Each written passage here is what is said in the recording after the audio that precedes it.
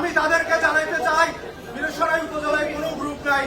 মিরসরাই উপজেলার একমাত্র নেতা, জননেতা, অভিভাবক, জননন্দিত নেতা জনাব নুরুল আমিন চেয়ারম্যান।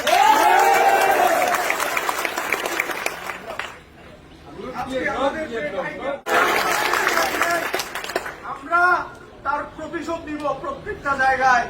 সরকার পতনের যে আন্দোলন, এই আন্দোলন ১ নং কররহাট ইউনিয়ন থেকে ১৬টা ইউনিয়ন, 2টা পৌরসভায় ছড়ায় যাবে ইনশাআল্লাহ। নুরুল আমিন চেয়ারম্যান একজন ইতিহাস মিরসরাই বিএনপিতে। এই নুরুল আমিন চেয়ারম্যান যদি না থাকতো, মিরসরাই উপজেলা বিএনপি আজ আইসোলেশনে যাইত।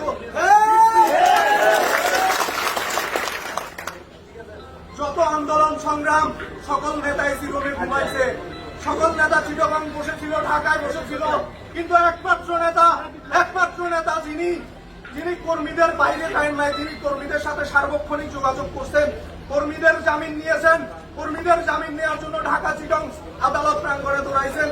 সংগ্রামী উপস্থিতি, আমরা কি এই নেতার পেছনে থাকবো?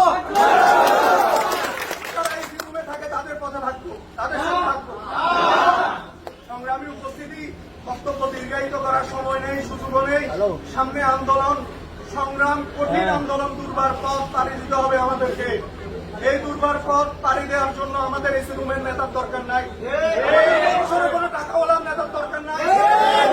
সময় পাশে পাবো, যে আমাদের সাথে সার্বক্ষণিক থাকবে, আমরা তার পাশে থেকে ইনশাল্লাহ এই সকল আন্দোলন সংগ্রামে একসাথে পাশে থাকবো।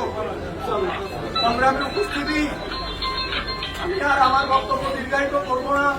আমি 1 নং কররহাট ইউনিয়নের নেতৃবৃন্দকে ধন্যবাদ জানাই এবং আরো যারা বিভিন্ন ওয়ার্ড ইউনিয়নের নেতৃবৃন্দ যারা এখানে উপস্থিত আছেন, তাদের সবাইকে জানাই, আপনাদের ভোট, একটা ভোট ইমানি দায়িত্ব। সঠিক নেতৃত্ব নির্বাচন করবেন ইনশাআল্লাহ।